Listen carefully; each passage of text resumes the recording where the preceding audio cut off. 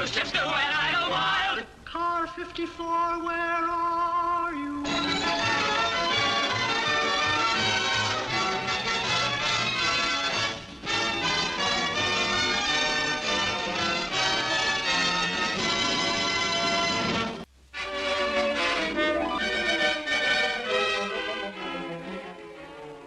A cheese knife. Will you let me finish? What a big deal. A cheese knife. Quiet, quiet. Gunther, will you let Schnauzer finish his report? Some gift for the captain. A cheese knife. It's his 25th wedding anniversary. A 25th anniversary is silver. The cheese knife is silver, isn't it? Yeah, but it's still a cheese knife. Gunther! Now, what is this? You appointed me to look around. I looked around. Leo, you're chairman of the gift committee and in charge of arrangements for the captain's party. I get up to make a report, and he opens up a mouth. Some report. A cheese knife. Gunther! Go on, Leo. I can get you the cheese knife in 2 designs. French Imperial. What? Or... Don't let me interrupt, boys. I've got to get something out of the files. As I was saying, I move that we hold our Christmas party, same as last year, at Zimmerman's Bavarian Roof Garden. It's all right with me. Sounds good. I don't know. I think that Zimmerman could have done a little better for us for those $2.50 a head he charged. Where are you going to do better than $2.50 a head? Stuffed cabbage dinner, noisemakers, paper caps, and a 5-piece band? It's not that. It's just that I think for a Christmas party, we should get a place with a better atmosphere, like a Chinese restaurant. A Chinese restaurant. What a beautiful atmosphere for a Christmas party. Deck the walls with rows of egg rolls, tra-la-la-la-la. Who's going to come down the chimney, Confucius? Gunther, what's wrong with Zimmerman's? I'll tell you what's wrong with Zimmerman's. It's no place for decent men to take their wives. What are you talking about? You know what I'm talking about. The way Zimmerman dresses his waiters in those short leather pants. Those are Bavarian peasant costumes. I don't care what you call them. I just don't think that members of the New York City Police Department should hold an affair where at any minute the waiters could be picked up for indecent exposure. Gunther! You're being silly about this whole thing. Okay. Okay, Leo. Go on about the captain's present. Not so fast. There's a motion on the floor about the Christmas party. Gunther. This is February. Will you forget about the Christmas party? Oh, no. You're not going to steamroll this through like you did last year. Tootie, I don't care where we hold the Christmas party. I just changed the subject when the captain came in because we were talking about his gift. Oh, I see. That was quick thinking, Leo. Thank you. Go on, Leo. Watch it. And it is for the reasons I have thought out that I move that we hold our Christmas party at Zimmerman's Bavarian Roof Garden. I object. Let me finish. On the condition that he doesn't serve stale potato chips. Right. And the pants? And that this year Zimmerman sees to it that his waiters are properly pants. Right. And one more condition. That this Christmas, at the stroke of midnight, Mrs. Zimmerman doesn't come out and sing Silent Night. At the stroke of midnight, Mrs. Zimmerman has to come out and sing Silent Night at our Christmas party. Why? Because she's got a voice like a reindeer? No, wise guy, because it's part of the deal. What deal? If we don't let Mrs. Zimmerman sing Silent Night, Zimmerman will charge us an extra $1 a head. That's blackmail. What do you mean, blackmail?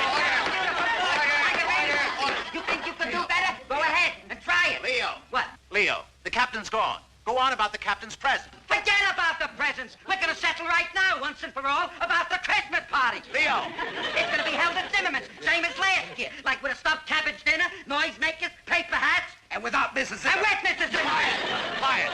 Let's get back to the subject. This is the subject. If I say black, he says white. If I had arranged to hold the Christmas party in the Oval Room of the White House, he would complain that Carolyn is making too much noise. You accuse me of not liking Caroline Kennedy. Tootie, will you sit down? Order, order, order. Gunther, will you shut up about the Christmas party and let Leo go on? Shut up.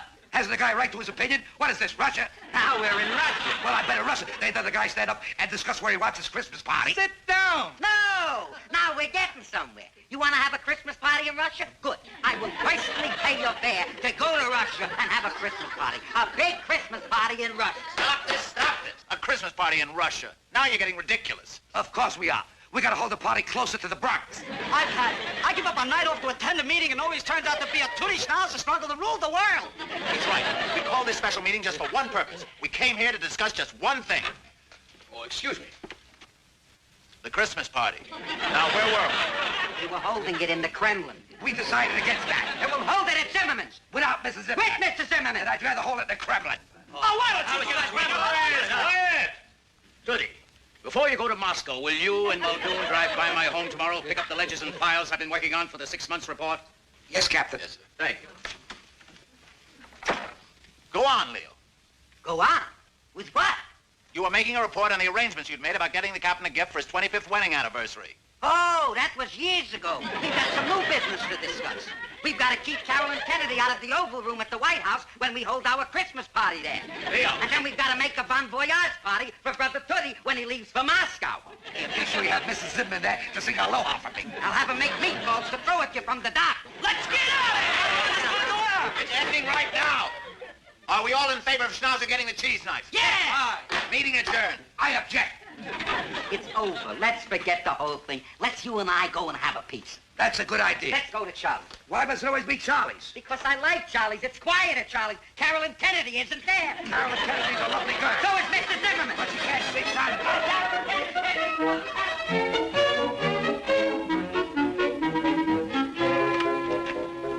Paul, Gunther and Francis are here to pick up the file. Oh, good. Wait. They've never seen my antiques. In here, fellas.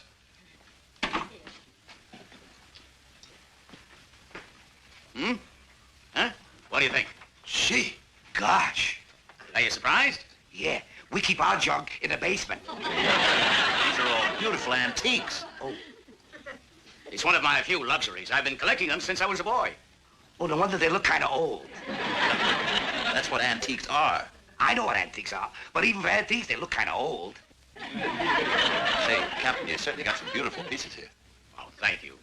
It isn't much of a collection, but I did run into a little luck about a year ago. Look at that.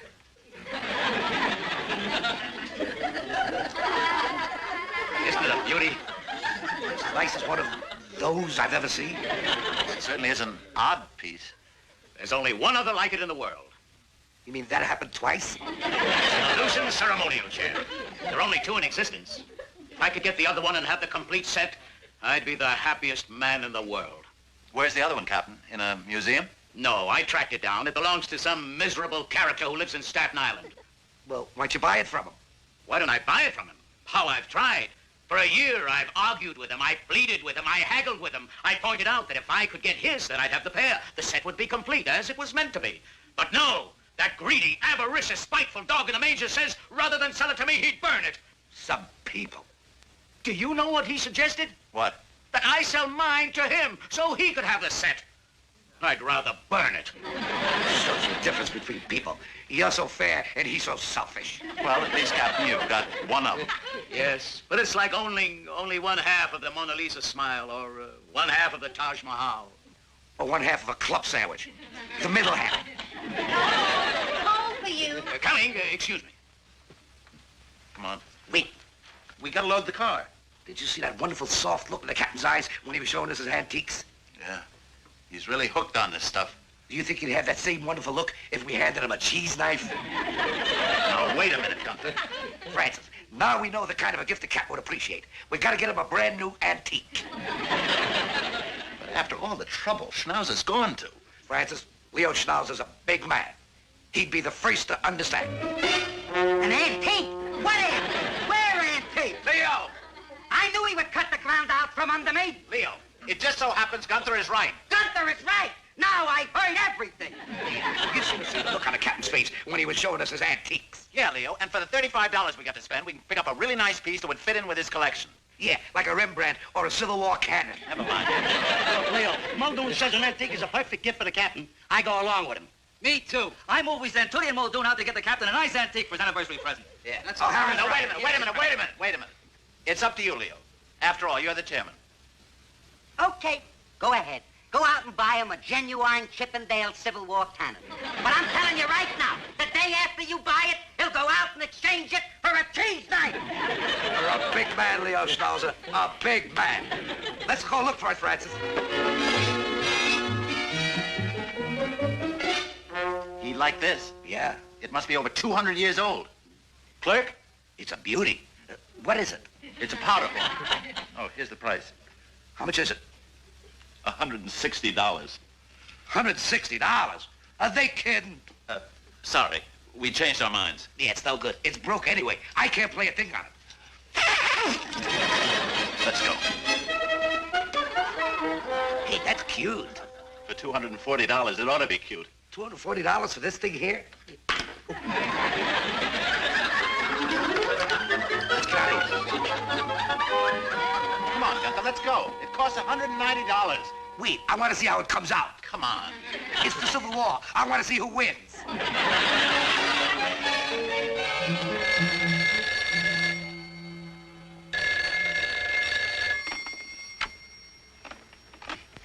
Hello? Who is it? Gunther? What happened? Where are you? Don't ask any questions. Just call Schnauzer and come down here right away. 253 Tremont Avenue? Pete's auction store? What's going on down there? Francis, you'll never believe it.